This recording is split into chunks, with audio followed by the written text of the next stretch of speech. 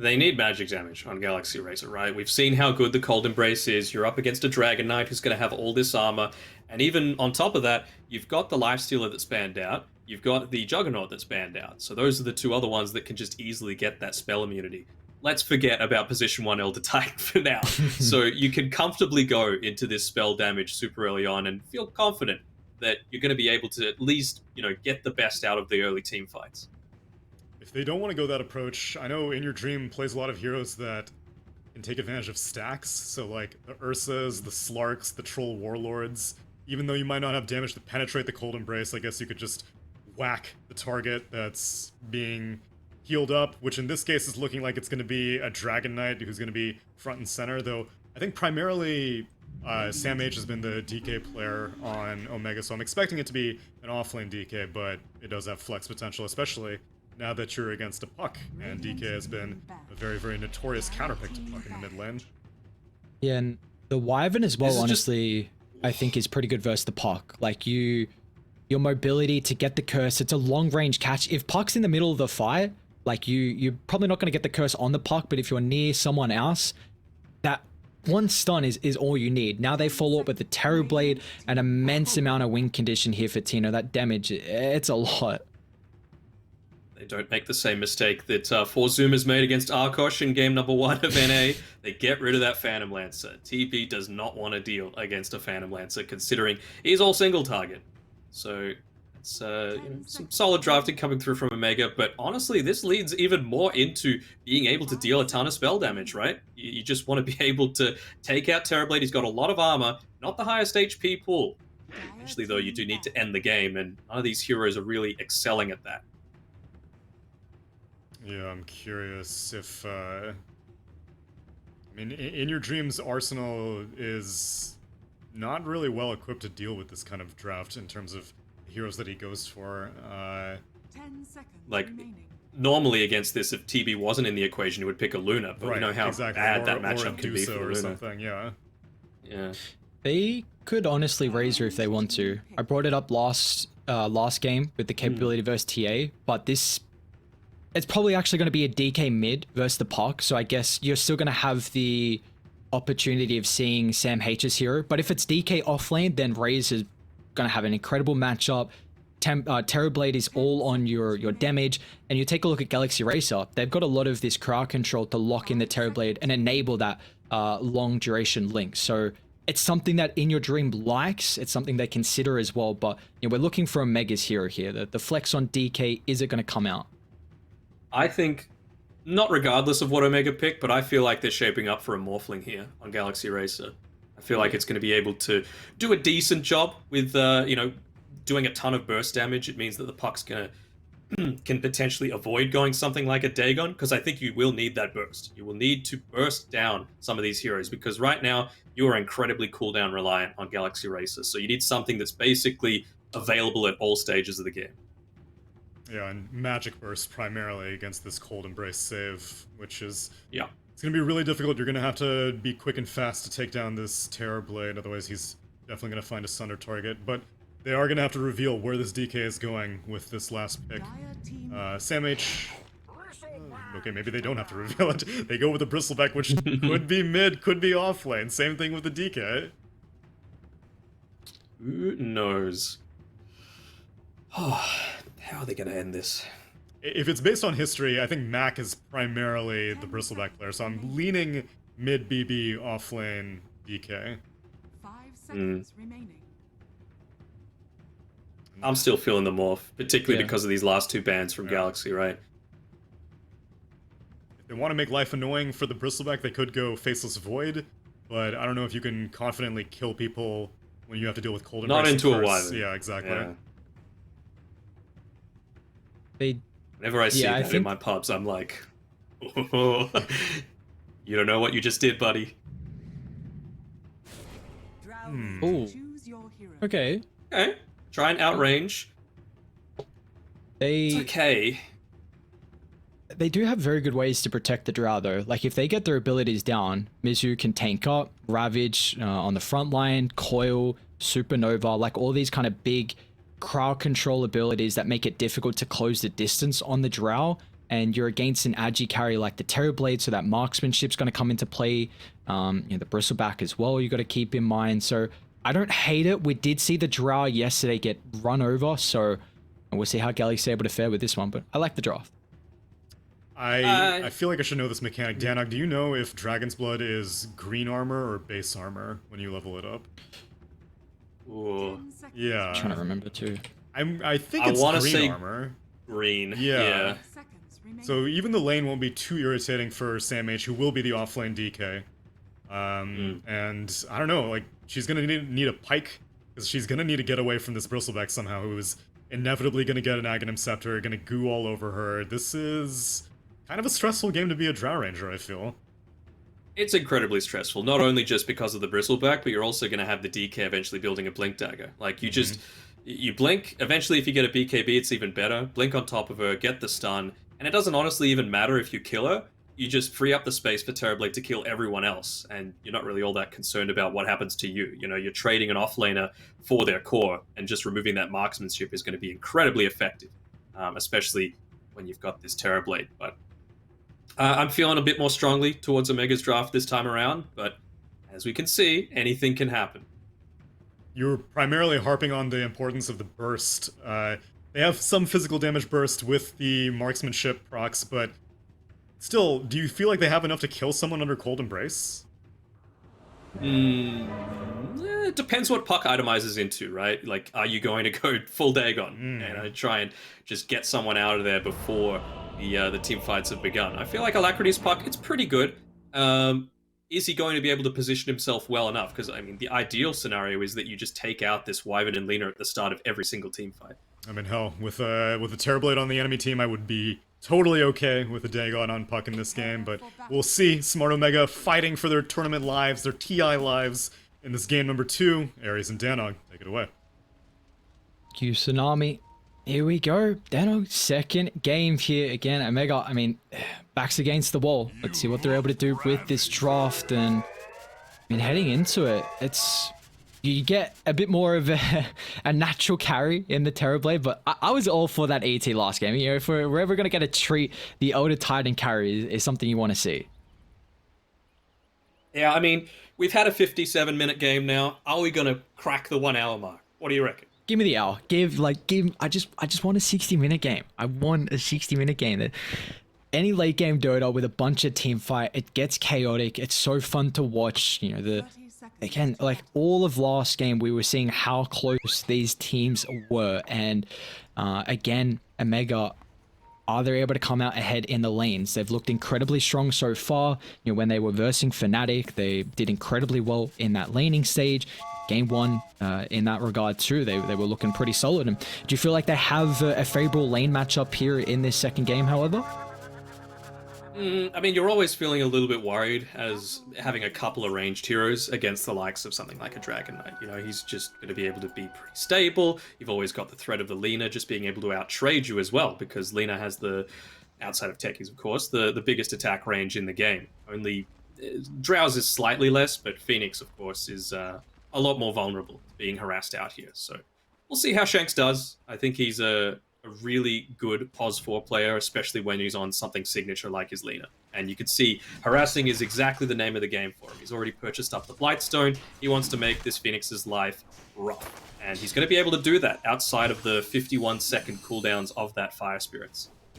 Yeah, this is actually a lane combo that they played in the second game versus Fnatic. The Sam HDK with Shanks' Lena. They were able to take that game, and you know, we just see the prowess of when you've got a point target stun to set up for a skill shot like the LSA.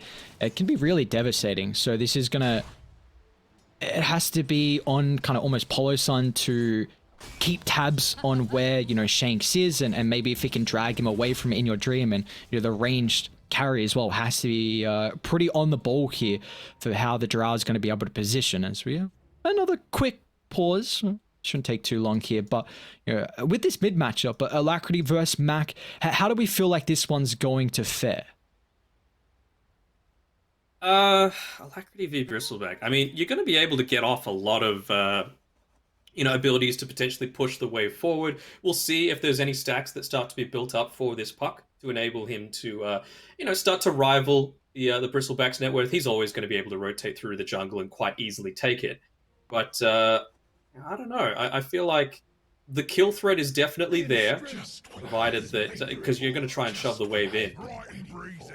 I don't know. I feel like it should break somewhat even, but I think it's just going to completely depend on when we get into the mid game, out of the laning stage, what the supports have done to be able to enable their mid laners. Now is that period. We've got 24 seconds left on the Fire Spirit's cooldown, so Shanks, his role, as long as he stays far enough away from this creep wave, he's not going to get aggroed into them. He's going to try and harass out Polo, but good positioning by the Phoenix here, making sure he's on the complete opposite side of the map. That's 2 missed Light Strike arrays now, just because of the good positioning coming out from Paulison.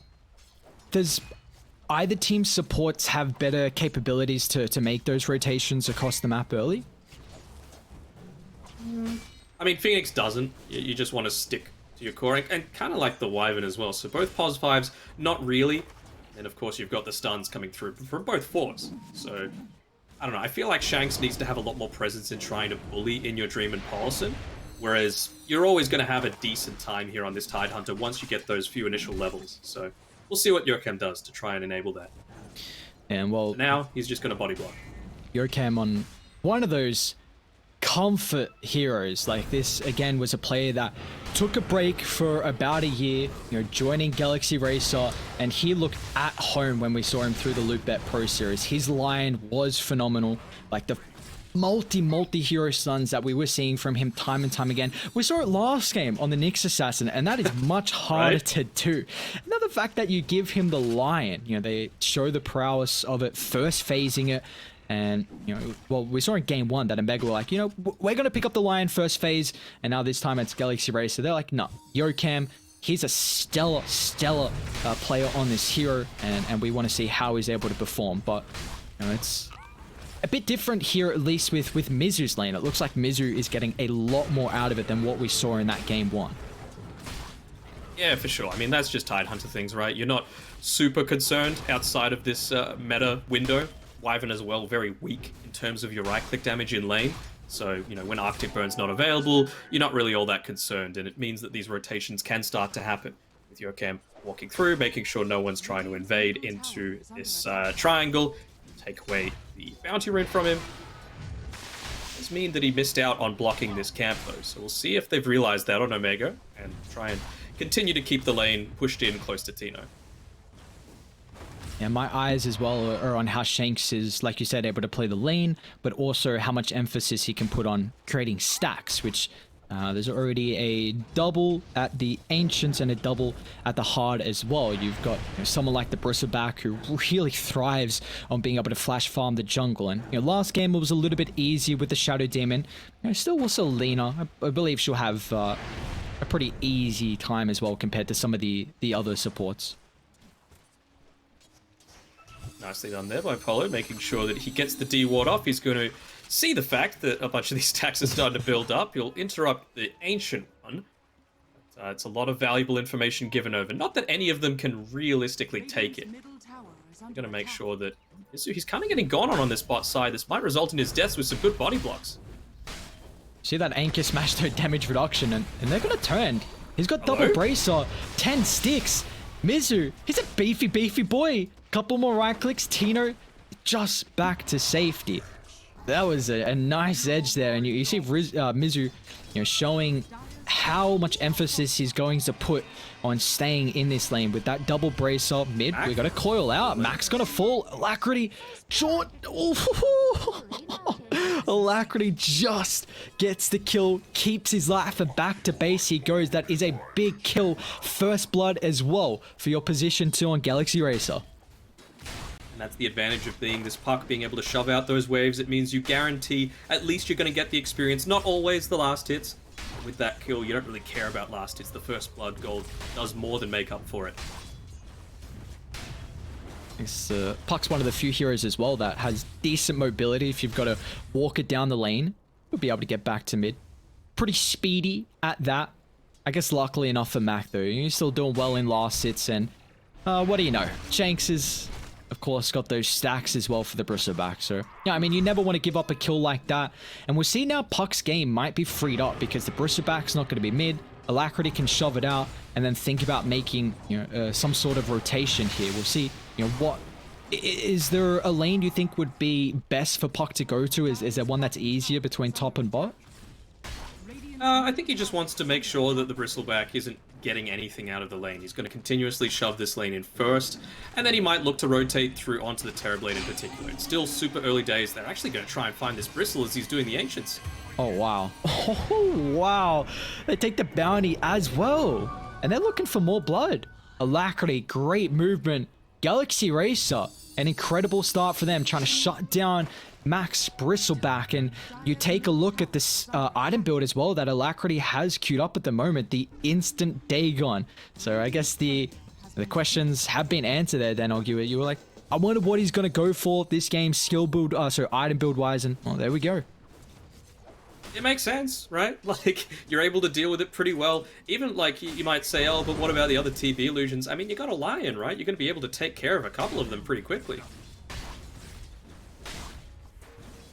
Yeah, and even just having, like, maybe if Lion's not there, Dagon, great way to deal with that. So that's actually going to be a bit of a nuisance there for the Terrorblade. I know we're not going to see it as much now, but I wonder how much farm that is actually going to take away from someone like Tino's Terrorblade. Is Polly get a triple stack? Oh, it's so clean when you see support get a triple stack like that. That's things you love to see. Yeah. Who's going to take it, though? That's the better question. Who are they going to funnel a lot of this farm into as we see a dive on bot lane? Yeah. Mizu, great body blocks, but unfortunately the damage is too much for him to deal with, as Yokam will lose his life. Mizu gets away, however, still a beefy boy, 1300 HP to go through Mizu. And he's also got the Ravage available, so I wonder if the next Puck's rotation is going to be towards the bottom side. I say that, well, they're able to scout him out, making his movement towards top. So SamH just got to be pretty careful here. So all those TPs happen towards the bottom side, so they're keen to try and continue going in on this. They know they don't have any kind of right of reply. Just easily able to dive under the tower. Though. No extra stuns. And I believe only 1 point up in that Sunray. So percent damage, not enough. I like the awareness though on the fast-paced maneuver from Galaxy Racer. Like you just said, you saw those TPs down bot, recognizing that if we dive the DK, the answers aren't going to be there to be able to keep him alive. Yeah, but just DK things ends up making sure he only has 1 point of the Dragon Blood. Like, he's so survivable just on his own. So it does look like Bristle was able to take that stack. Vanguard completed. He's even got the hood queued up. Could this be like a potential Eternal Shroud game here for Mac? I think it'd be totally fine. I mean, again, they've got a lot of... got a decent amount of burst damage coming through here. Yeah, I do think you need to be able to deal with a lot of this magic stuff that's coming out at you, and I think the Puck, even for now, might just keep it at the level 1 Dagon. Like we mentioned, it's a good amount of burst just from the 1 value level into it. You can get rid of the TB illusions instantly on top of your mana drain and Hex on the Lion. And, then you can look to focus a bit more into the mobility. Hell, you might even bait a few more defensive item purchases out of Omega that they might not want and slow down their farm indirectly. Top lane, SamH. Caught Embrace, protect him for a short duration, but Alacrity is going to have another round of the abilities. It's not even required there. So dropping the coil, his impact already been involved in 3 out of the 3 kills from Galaxy Racer. So we're just seeing, yes, Bristleback is top of the net worth, but the Puck is creating chaos in this second game. Radiant's bottom tower is under attack. That's the thing. At least Mac, with his farming, he's done a few ancient stacks, of course. Tino's been relegated back to there now, but now he's finally putting some pressure onto the map as well. Taking that tower. You've got a level 9 Bristle chasing up into a level 4 Lion. That's not where you want to be. Should be just fine. That's a lot of reactions from Omega. Even bringing Tino up here. I guess Metamorphosis, but yeah, they see the numbers in our mid. They know that the Bristleback's solo. And they get in front of him in your dream. Unable to really do so. Ravage committed. Max still, his back turned towards the Drow, so they're going to lack the damage. In fact, in your dream, he'll try and deal with the measly old Wyvern with an anchor smash from downtown. They do catch the Puck out, though. That is a big kill. I wonder how they got that. I don't know. I was literally just about to say before all of that broke out that Puck, that's the reason he can stand up here and not be worrying too much, because they have no instant catch for him. No Blink Dagger on the Dragon Knight. You don't have anything like a Yules on the Lina, not that that's instant either. And until that Wyvern has her level 6 and has the Winter's Curse potentially to catch her out from the trees, there's no way to instantly catch the puck. So kind of surprising that Alacrity ends up dying so early. And meanwhile, I mean, that tier 1 mid has taken an immense amount of damage here. 248 health now remaining. They've got a catapult. They've even got a little bit of the Elder Dragon form. And recognizing that the Ravage is on cooldown is a big team fight ultimate for them. And Omega, they know the importance. Just kind of take these towers, group up around your Bristleback, while the Terrorblade has a little bit more camps to farm with top. But we see the action breaking out. Even the Drow looking to get involved, but is the extra protection in the hood going to be enough for Mac? The coil will expire. Back to safety. They don't have the damage for the Bristleback just yet. A great silence onto 2. CML is looking to try and get a perfect curse here. But Galaxy Racer with these quick sidesteps, making sure that no one's getting grouped up for a multi-hero winter curse. So Sam H will lose his life. Dire's top tower is under attack. I feel like these team fights are going to turn in a big way as soon as this Dagon comes online, though. Right? Like, you've got a lot of things to worry about so far.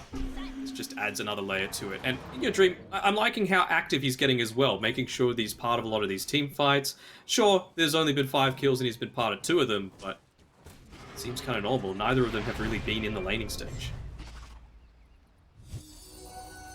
Can we see Sam H getting like any little bit of catch-up farm across the map? Because it really does feel like this blink is the way for them to deal with the puck. We've always seen DK is that answer, but he's bottom of the net worth out of the cores at the moment. So do you feel like Omega has to prioritize the DK? Yes. Well, maybe not so much now that you've got the Winter's Curse. They're going to need to do anything, like if they're wanting to try and kill this puck, if that's their main focus, then they're going to need to do it under a smoke. During the daytime, you can't just walk around and expect to catch the puck from the trees. This is what I like from Alacrity as well. He's a very selfless mid laner. I think when Paulson got him the kill previously against the Bristleback, he made sure to give him a bottle sip there before the smoke up happens. He makes the Drow fighting fit. We're actually going to go for a bit of a wraparound here. This could be a 2-man coil coming out. Be careful. Ravage drop. TP rotations coming through. They need the curse or the embrace, but none of the abilities show up as they'll lose the Bristleback, and Sam H as well is falling low. Tino TP in, Metamorphosis pop. This is going to scare back Galaxy Racer, not looking to go into the beast of the Terrorblade, even though it doesn't have the items just yet, but in fact, they're going to drop the Supernova. They're going to be careful, because there's no extra stun lock, so Sam H and Shanks can turn. It'll cost the DK's life, and in fact, another volley from downtown gets in your Dream a double kill, and the tips are coming through. A bait of the egg underneath the tier 1 tower allows Galaxy Racer to get a couple more kills and potentially even a very impactful tier 1 mid. Calculated death right there. You know, I to be fair, I don't want to see it in my pubs and have people say, but Paulson did it. Well, no, the rest of the team wasn't there. You just dived a tower and supernova 3 of them. Dire's middle tower. Do have to end up denying mid, but still, this is a game where all of a sudden, you know, with how you were saying you're very impressed with In Your Dream, how impactful he's being so far throughout the early game fights, and well, that's kind of showing up in the net worth. He's top of the moment, 3-0-3, and they haven't been able to make any aggressive movements where they can navigate their heroes into the Galaxy Racer triangle, and it means that Drow is just freely farming at the moment. I'm all about like these potential like hero synergies and that sort of stuff. I mean, the main ones that we see are like, you know, your Mars Dark Willow combinations, being able to terrorize people so that they continuously run into the walls and that sort of thing. It's not super strong, but you do have the Dream Coil and the Gust potentially to be able to snap it. That's kind of cool. I want to see if they're able to pull it off at all, though, because, you know, of course, with the Gust, you got to be closer to the target to get that big pushback. And, well, Drow, they don't want to be close to anyone.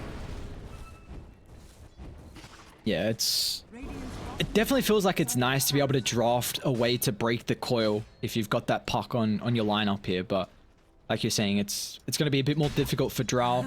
It's got the Manta going for next. Even the Aghanim Shard is very, very early queued up. Do you feel like this is going to be one of the better ways to deal with the Bristle? Not just the bristle, right? You've also got the dragon's blood on the DK. You've got the cold embrace that you're going to be able to reduce all of that through from the hypothermia. Top lane. Got 7 stacks, 70% HP Smoke regen up. reduction. Instant curse, but the coil's Finally. dropped, so you can't run anywhere. As Polo, at least he's able to keep his life, and come on, there you go, bring him down. There we go. Zap. Zip zap. He's got Fairy's Trinket as well. That's going to be nice here for the Puck. Even the Arcane Rune too. He's really farmed, but he, again, even though Galaxy Racer have this advantage in the kills, Tino, great sidestep of the Lion Earth Spike. Is going to go for a TP up, but Shanks' positioning. He's able to cancel that. He's already got his 8th lens and also a keen optic as well for the Lina. Who this is another game where we saw the Shadow Demon previously on Shanks have a lot of farm. This time it's the Lina, and we'll see how impactful that extra cast range can be. Radiant's top tower. I'm going to go for a smoke here. It would be right underneath an observer ward. And it's not scouted. I mean, we were talking about in the Little Gun SMG series how Little Gun, they're kind of predictable with their observer wards. That is not a super predictable one coming out from Galaxy Racer. Mid lane, back, he's got the Commit backup, in, though. instant jump forward. That's the blink reveal. They're on top of the Drow Ranger. Really nicely target prioritization coming through from Omega, but the Supernova, they haven't been able to bring it down. Mizu, he's got his own blink as well. Ravage drop, clipping 3. They keep the Drow Ranger alive, the ultimate showing up once again. It's almost like a repeat of game 1. Mizu, quite the ravage use from him. I was kind of thinking that was a big blunder. Like, they saw a 3-man smoke come. They saw that they were moving towards him. Where else could they possibly be? And they still had the Drow on the front lines, just trusting the fact that, look, she's pretty farmed. She has the Manta style to be able to, cancel out a lot of that early damage. Then a great gust into teamfight combination. Now, though, we talked about it. Very cooldown reliant. That's kind of why I was leaning more towards the Morphling pick as the last pick overall for them. But Drow, kind of in the same boat. Doesn't need to rely on her cooldowns all that much. Still, it's a big window now open for Omega, and they're going to take Roche with them. Love the awareness, just seeing that the ultimate's on cooldown. Teams at this high caliber are able to sniff out any little weakness or any little power spike that they're able to have, and instantly into the Roche pit they go. That's even without the metamorphoses. So, but the Age is going to get picked up. They do give it to Tino, so he's going to have that second life capability. And you also see how Tino's itemizing this game. You're recognizing that he needs to tank up. Like, they have this burst potential with the Puck, with the Lion as well. So needing that Dragon Lance, Sanjin Yasha, he's even going for the BKB as that third item. Bottom tower is under attack. I'm sure as soon as he saw that Dagon come out to get the last, he was like, shit, I gotta go super defensive. And they don't have like a hero on their team that can kind of enable you. Like, no, what we saw earlier, the Beastmaster for SMG to enable the Medusa. No real Solar Crest. He is. Oh, nice blink in. Instant Rainbow TPs, but you're not going to have a Phoenix for this fight. And Radiant will have the Metamorphosis, the Ravage, still on cooldown for another 30 seconds, but the Dragonite is going to get bursted. The Dagon able to secure with a kill. It's a 1-for-1, but that is your position 3 for your Phoenix support. They were able to get through the Cold Embrace that time with the combination of all the magic that they've got, plus the Dagon, but it's important to note that it's not a maxed out Cold Embrace, he's not level 10 yet, so he doesn't have the talent, and he still doesn't have the Holy Locket, so we haven't seen the true power of this Wyvern just yet. It's so stupid. It's actually crazy how much heal that's able to come through. Like, even a Galaxy Racer will have some burst. Like, do you think it's enough? Depends. Like, it just puts so much more focus on being able to take out this Wyvern. I feel like that still has to be game plan number 1. Kill Wyvern first. And as a Wyvern spammer, I hate to say those words because it's the best strat right now. And then it means that you still have all of your arsenal to be able to actually deal with the Terrorblade beyond that, right? Because if you use all of your spells and Dagon just to kill a Cold Embrace target, then what do you got left? You got nothing. Do see another very close game. This time, though, it's Galaxy Racer, the ones in the advantage here. About 20 minutes in. Do have to keep in mind, though, this is where that second life advantage can really pay off when you're against a lineup that does kind of revolve around some of these team fights. So if they blow it all on the first life, and if Terrorblade has the meta for the second, it could be costly. Got everything again, though, except the Dream Coil. Only 20 seconds away. Alacrity is going to join his team, and it is available. And just seeing the value of that Dagon to get rid of one of these TV farming illusions.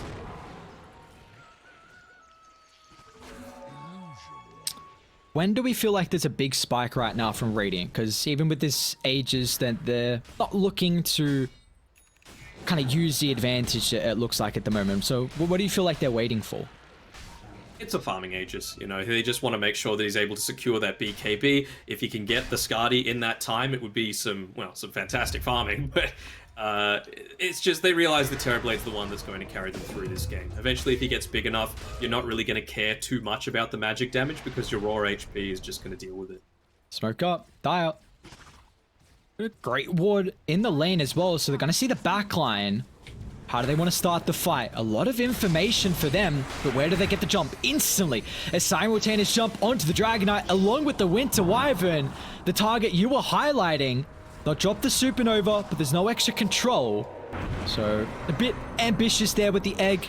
But hey, you take those 2 kills here for Galaxy Racer. Didn't have to use the Ravage either. A little unfortunate that they used the Supernova. Still a very long cooldown when compared to something like the Dream Coil, but you know, it's just time for the Drow Ranger. I feel like they're putting a lot of faith considering how late into the draft they picked it to be able to deal with the Terrorblade.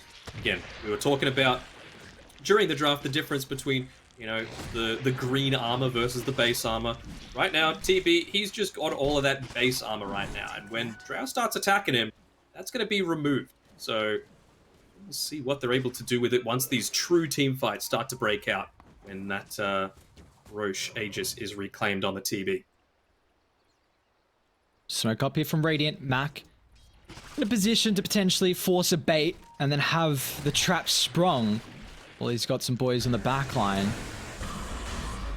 Are they going to take the bait, though? That's the question. Polo, great jump in. If they can bring down the Phoenix, so they've got to keep in mind, the Supernova is not in the arsenal here from Polo Sun, so he gets the dive away. No missed chances. Back Shanks.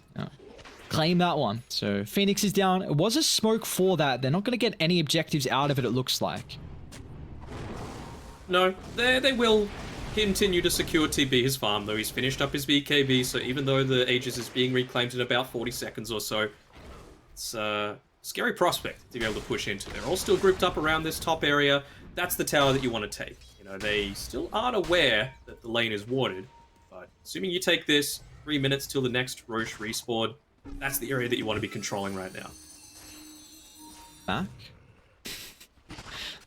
It's the life of a bristleback. You feel so powerful.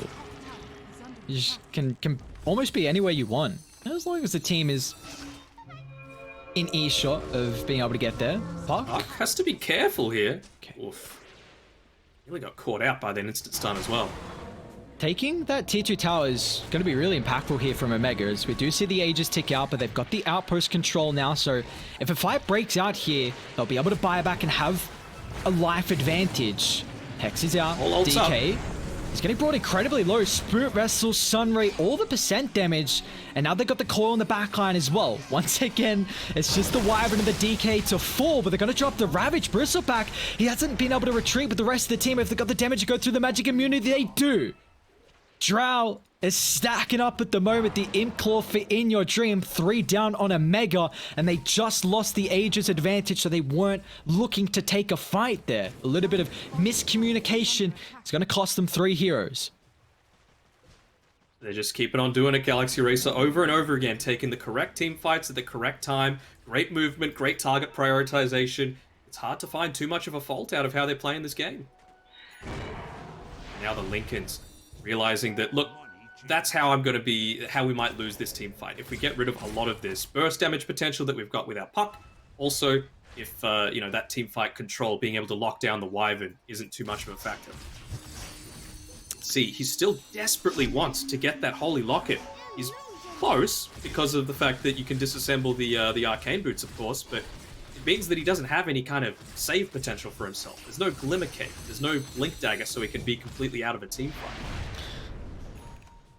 Yeah, and I wonder if this is are they just not giving him as much emphasis to shove out the side lanes? Because you've got someone like Alina who is very capable at doing so. So should they give a little bit more priority to CML to get that Holy Locket? I mean, I feel like eventually they're going to give it, but Lena's so close to picking up her Ag Scepter that maybe you don't want to do that just yet. Radiant, if a powerful. Still confident. Yeah, gonna take, at least try and take this tier 2 tower.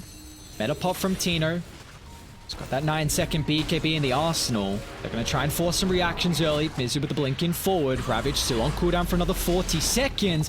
But Yokem, a 2-man stun. Sam H able to follow up as well. Instantly on top of the line with the BKB pop. Sunder's out as well. Mizu's going to be careful. They've lost the line. They might even be able to find the Tide Hunter as well. But the curse greatly overlaid here. So they're going to be able to target down the Supernova. But they've still lost it terribly. They'll turn to deal with the Bristle as well. In your dream, stand his ground. The Drow Ranger damage starting to stack up. They do end up losing out in the numbers there of that team fight, but getting 2 important kills. Mizu. The old chat as well from Mizu. Look at what you did to me. Did to this boy. It was an interesting curse. I mean, it was able to get rid of... You didn't even have to pop the BKB on the Drow Ranger. That's most of the time why you would do it. But, you know, again, positioning on point for Galaxy Racer. Notably there, though, Sam H, he wasn't anywhere near the Drow Ranger, so you know that marksmanship was just starting to kick in to get the easy kill onto both the Bristleback and the Terrorblade. All that 31 armor, completely useless against this Drow. DD even bottled beyond that. It's a long Roche respawn, though. Oh, Galaxy Racer, they're going to look to just take away the Radiant side of the map. Well, they'll take away the life of the Dragonite, too. Cold Embrace. Gives him a little bit of health back, but that is not enough, as In Your Dream claims the kill, and he didn't even have to pop the double damage for that. He's feeling confident. Chunking through these towers as well. Radiant's top tower has fallen. How close is he to that next item too? He's only got one of the ultimate orbs, even further mitigating some of the sustain that's looking to come through from the Omega lineup. Seeing some more of these. Oh, that's actually huge for the. They're gonna get the Paladin Sword to the Drow. I guess so, but yeah, I feel like on the Tide Hunter it could be amazing. He's building into a Satanic on Mizu on his Tide Hunter. I mean, what are we Already has looking the at Reaver. with the basic Dispel? Is there anything that stands out? Reflection, I guess, a little bit. Plus being able to, you know, regain a lot of your mobility with the goo sprayed onto you. But I mean, you've already got the Kraken Shell that's going to get rid of a lot of that. So I think it's more just about being able to stand in the middle of these team fights, tank up a ton of damage. I mean, he's already got the Halberd for doing that, and just let Drow do a thing. I mean, this is a team that has utmost trust in each other, and it shows. That it does indeed. I mean, when you're 9,000 ahead, you know, the trust is continuing to build, the chemistry continuing to build. It looks like Galaxy Racer, then from their iteration of this new roster, they're just getting better and better as each series. I mean, you know, the caliber of plays they have there as well. It shows in their gameplay. You know, it's the question if they can all link it together. And well, so far, their first series against Mystery, they were able to. Their second series, they're doing just that as well. With a 9,000 net worth lead, 27 minutes into this game, they're in a power position as well. You take a look at their vision across the map. They're recognizing that the importance in this game, it's going to come down to this next Roshan, which will be up in 55 seconds. So I feel like we're going to see our next big fight really break out around the pit. Oh yeah, for sure. And when you think about it, like, which lineup fights better around the pit? It is Galaxy Racers, for sure. You've got the Coil, of course. You've got a lot of vision being provided with the Supernova. Drow doesn't need to stand in the pit. You can be, you know, in a much safer position. And everything that they've got outside of, like, a Winter's Curse, I suppose, on the enemy team just pales in comparison. Is he... Okay, he's got that Holy Locket. There we go. We've been kind of waiting for CML to see if he's picked that up. He's also got the extra level in the curse. But what do you feel like is the priority here from Omega to start these fights? Because we haven't seen them take too many successful fights so far in this second game. So is there a target that we're looking to focus on for the Radiant lineup? Honestly, any of them except the Tidehunter are totally fine. You know, they're still pretty squishy in their own right. They don't have a ton of defensive items right now outside of the Lincolns on the puck. Of course, you've got Phoenix, which is looking pretty tanky. We're already finishing up a Blade Mail for himself, but Lion, kind of squishy. Drow, pretty squishy if you can get onto her. So, yeah, it should look okay. We've got Shanks nearly finishing up his Aghanim Scepter as well, so even with that BKB on the Drow, it's not something that you need to be all too worried about. And with the Titan Sliver as well that Drow's been able to pick up, she ends up passing the Paladin Sword back to Tidehunter. I really like that. He's getting the Satanic, so why not just amplify his regen, his healing, and his lifesteal even more? Looks like we're ready to kick back into this game, heroes. Unfortunately, they did have to expire the double damage before the Roshan is able to respawn, but I mean, his Terrorblade in fighting shape right now is a bit away from the Skadi, which is unfortunate here from Tino. Are scanning.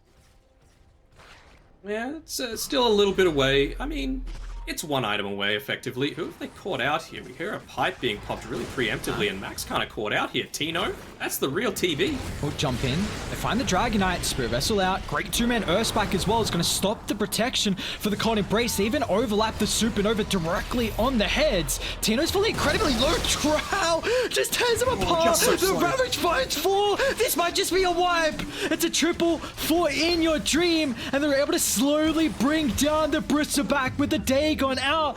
The Hypothermia as well. And Ultra for your Drow. 5 down and dusted. And now they can walk back in and claim Roshan. How does Mizu keep doing it? Just getting these, like, so many heroes inside of all of these ultimates. He's getting the Vac walls off, he's getting the Ravages, and that Hypothermia. Drow ends up doing 6.7k damage in that fight. And she only used multi-shot once. Like, that was very limited amount of right clicks that the Drow was actually able to do. Like, she can just stand her ground. This Skadi picked up. Terrorblade's not able to get in a position to right-click anyone. Like, you're getting kited on Tino into oblivion in these fights. You've got Aegis, Cheese, Aghanim Shard. And now in the arsenal of Dire, they give the Aegis to the Drow. The Cheese is holding on the puck. Who do we feel like wants the Ag Shard, though, from the Roche? Should we give it to the Tide? I kind of like it on Tide. Puck could use it, I suppose. Helps to break the coil as well. We were talking about those cheeky little opportunities. Yeah, Mizu. All right. I mean, you just want to be able to spam out that Anchor Smash, right? Stand on the front lines, don't care what Terrorblade's doing to you. You've already got all of that evasion, and then just keep spamming that Anchor Smash. It even gives them another way to take out these towers, right? Yep. That reduced damage onto towers is nuts. He's even talented into it as well. And I believe it's additive. So yeah, 80% tower damage reduction. Your regen does more than what the tower does to you. And they're in that desperate of a scenario right now where they had to smoke up on Tino to get the Terrorblade outside the base. He's just getting whatever little farm he can towards his Skadi. And it's just, again, fight after fight, we see Galaxy Racer just, they're on another level, it looks like, today over Omega. And can we see some way for Omega to pull this one back? They need to kill the backlines. That the puck needs to die, like 100%. It's an issue though, because they don't have the heroes to do that. Like, you got DK to jump, but you do not have any other ways to get on the backline. Maybe ultra late we see a Swift Blink come through from Terrorblade, but he's not at a position where he can even think about going for that. And no, you gotta be cautious of your high ground. Mr. Observer, I would like you to left click on the tower, please, and show how pitiful the damage is that it's doing right now. It's doing like 37 damage, this tower. 35, my bad. Start off, BKB pop, Sam H instantly on the backline, but a quick Manta from In Your Dream's gonna be protected. And now Sam H, he's in no man's land. The Skadi going through the magic immunity, they've already lost 2, and Tina's gonna be careful as well. The slows are out, back to safety. Oh, great curse, CML. Curse. The timing there. They'll try and disengage with the egg popped all over the coil. Tino, he needs to try and get the Sunder off. A quick use of the Cold Embrace, but where's the burst coming through? The Ravager's gonna fly with the pushback of the gas. They're firing on 3, that's it. Omega! They call it quits, and Galaxy Racer will knock them out of the TI Southeast Asia qualifiers. Oh, all the tips for Sam H. That feels a little like rubbing salt into the wound. I don't know how I feel about that, but in all honesty, even in that last team fight, you play this Dragon Knight, you've got the, I think he had a BKB, but you've got the Blink Dagger, you're on top of the Drow Ranger, and then he just slowly walked away. He slowly walked away from the Drow Ranger, which enabled the marksmanship, and that was just all the damage that they needed to take control of that team fight. Just felt like he wasn't fulfilling his role, and Galaxy Racer, they'll be moving on. That they will indeed. Incredible series performance from them. That game one, the way they were able to come back, even it out, the team fight. We saw that team fight, kind of trickle into the second game as well. They are just able to execute at a level that Omega weren't able to compete with on this day. Unfortunately for them, they're going to be knocked out of here of the run to the international. Galaxy Racer are going to continue to move on. We'll send this to a break. Where we come back, we'll break this series down.